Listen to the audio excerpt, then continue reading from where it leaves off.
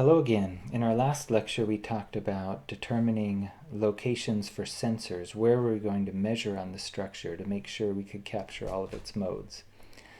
This module talks about where we put exciters, or where we apply force to make sure we can measure the modes. So a few pictures to kind of show you what this looks like in practice. This is a schematic for an aircraft ground vibration test. And typically they will mount two shakers, so these apply a force in the vertical direction like this.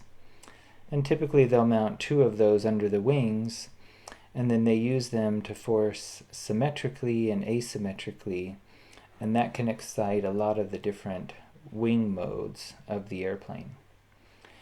But you have to be careful if the mode that you're trying to excite goes through 0 right here, or has a node right here, then that mode won't get excited at all by this shaker.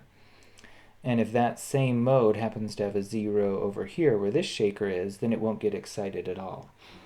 And so this is the kind of thing that we're trying to determine. Where do we put shakers? So for modern tests on rockets, there will be a lot of different locations determined, and shakers will be attached. I think with SLS it might be on the order of 5 or 6 shakers they're talking about using. Back in the old days it was a little more Wild West. They didn't quite have the equipment that we have.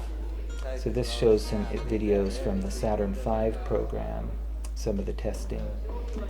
And what they actually did here to excite some of the modes of the rocket, just had people pushing on it manually, trying to drive it at resonance, so they're trying to time their force exactly with the modes. And because the Saturn V is such a large structure, the natural frequency is so small, they were easily able to excite enough vibration that they could check what the modes are. So, yeah, the life was more exciting back in the 60s. Right? So what they did there is they actually released it, and then their measurements would record the free decay of vibration until the vibration died out. So I don't know if they actually did shaker testing with the Saturn V, or if this was all they were able to do, if their shakers weren't powerful enough and this was all they were able to do on the fully assembled vehicle. But anyway, that gives you some idea. This is just another picture where you can see what a shaker looks like a little more. They're basically a large electromagnetic speaker, usually with a push rod that you would then attach to whatever you're going to push on. So here there's two of them. They're mounting them in two directions. Presumably they're going to put a force into this engine in vertical and lateral directions to excite some modes that they're interested in. So it takes a lot of time to set these up. Often you have to build fixturing to hold them where they need to be. There's basically a huge frame holding this shaker for this location. So that all takes a lot of time and planning and effort, and so you want to know that the locations that you've chosen are going to work, and that you'll capture the modes you're interested in. By the way, this little video here is nice. If you have 10 minutes, it talks about some of the early testing for Saturn in case you're interested. Alright, so how do we determine where to excite a structure? One tool that's really useful is the idea of observability, and that's used in the controls world. So to be able to take our second-order equations and use the concepts from the controls community, we have to make them into first-order equations.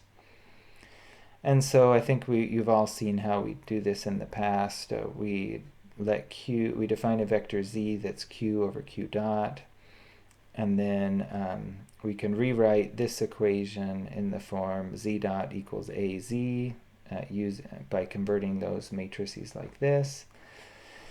And anyway, the important thing is that y, in the controls world, y is the output you observe. That's just what you measure. So z might include all the modes. Y is just the points that you actually measure at. And so it has built into it the mode shapes at the sensor locations. That's all that you're actually able to observe. So this C is assuming that you're measuring, I think, both displacement and velocity or something like that. But either way, the important thing is that the output depends on the mode shapes at the sensor locations. So mathematically, a system is said to be observable if given the initial state of the system, so initial displacement and velocity, and the force, we can uniquely determine, given the input and the response, we can determine the initial state from those two. So if we know where the system is at a certain time, we can work backwards to figure out what the state was if we knew the input. So what does that mean? Well, first, mathematically, there is a test that you might have learned in your controls class for observability. You basically just build this matrix of C, CA, CA squared up until you get to the correct order for your system. And then this matrix is NM by NM, and so if this matrix is full rank, your system is observable. In vibrations, our systems are a little simpler. It's easier to think of observability, I think, in terms of the transfer function matrix. And remember, the transfer function matrix, or the transfer function for sensor J and shaker location P. So that's our sensor.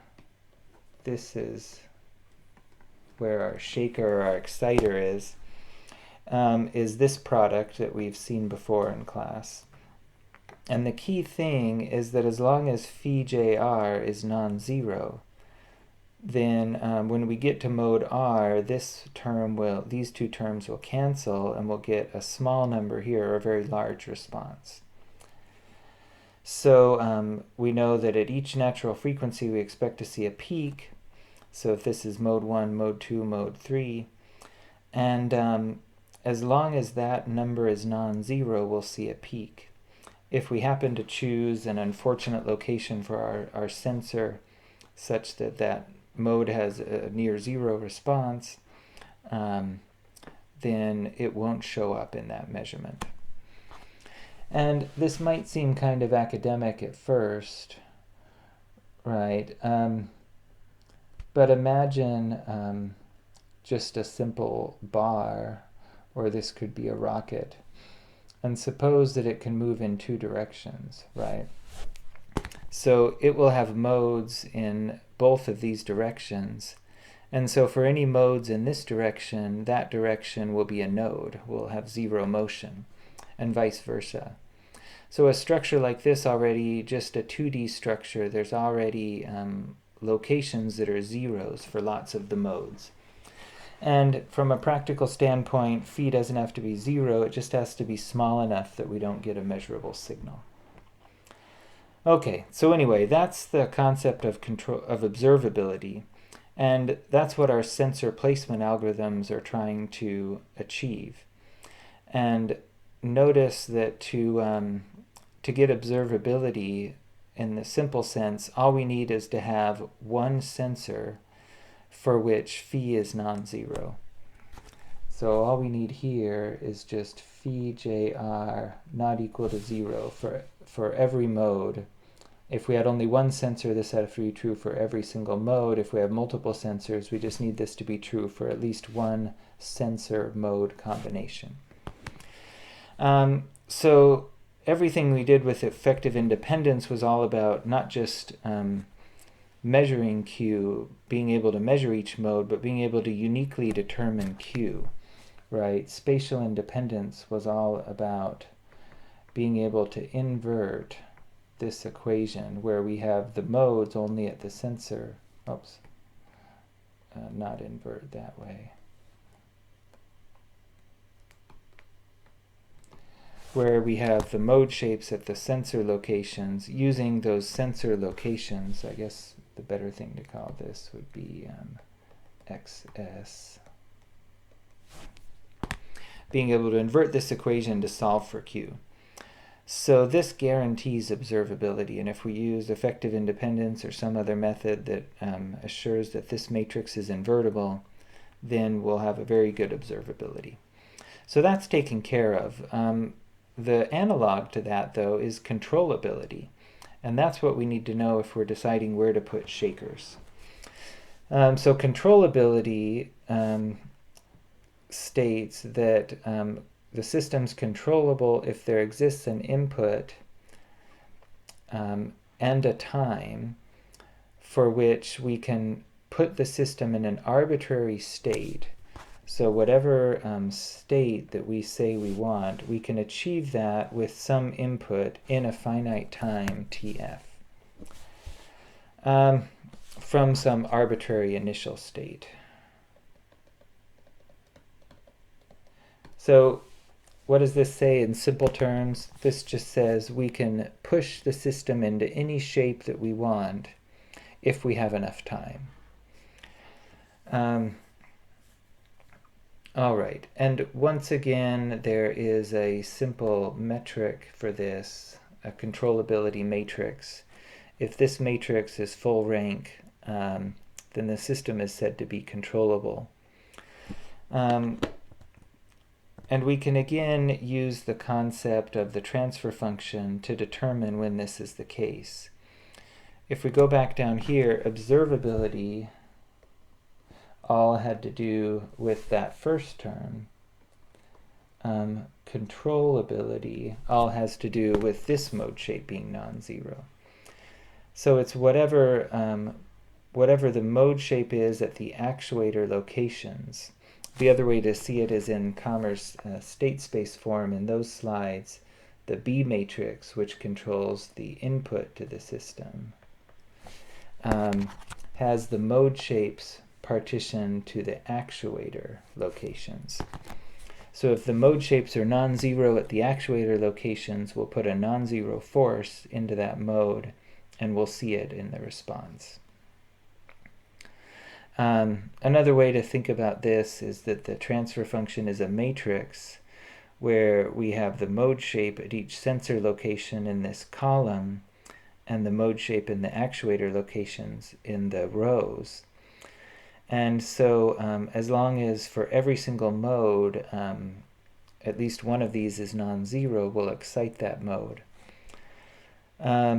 Now there's also a special case, though, that comes up if the denominator got cut off on this picture. But if we have two modes with the exact same frequency, to be able to control the system, we not only need those modes, we need the mode shapes to be non-zero, but we need to be able to distinguish them somehow. So we would need two sensor locations. So in this case, you know, this second term is the mode shape at the sensor location. So we need two locations that are linearly independent. In this example, suppose this is the mode shapes at three potential actuator locations, 1, 2, 3. If we picked these two, when we excite in the first combination and we excite in the second combination, we get about the same thing. We get about the same mixture of those two modes. So this would have poor controllability. In contrast, this third point, when we push on this particular mode, we see. Oh, by the way, sorry. This is. I forgot to say, this is mode 1. This would be mode 2, because notice that we're transposed here. So anyway, in mode 1 and mode 2 look really similar if we have these two actuator locations. This actuator causes mode 2 to go in the opposite direction that mode 1 is going, and it doesn't do anything to mode 1. So this one would give us good controllability if we use locations 1 and 3. So the basic approach for determining actuator locations is we we choose some, we partition phi, and we see how we did. The most basic criterion is just that this matrix has full rank. And Commerce slides, the rest of his slides, talk through that and give an example on our simple space station model. So that's all we need to say about that. A more realistic and maybe more rigorous approach is to not just check that this matrix is full rank, but actually to construct H and to compute H and see whether we can actually see all of the modes that we want in the response, because each mode showing up in this transfer function will depend not only on whether it's observable, but also on how much force we put in. And for a realistic measurement, there's a certain amount of force we can put in, and there's also a certain amount of noise that we might have in our sensors. And in that case, some of the modes might be missed if they're below that noise floor. So this is something that's done today. We won't go through it in detail, but this paper, which I've included on the course website, talks about a pretest analysis done by Dr. Akers to study their ability to test the Space Launch System mobile launcher. So a test was being planned, years are going into the planning of the test, and one of the questions is, will all of the shakers that we're planning to use be able to excite this massive structure? Let's see, these are all showing some legacy pictures of Space Shuttle, but so the test was just going to be on this mobile launcher part without the rocket installed at this point.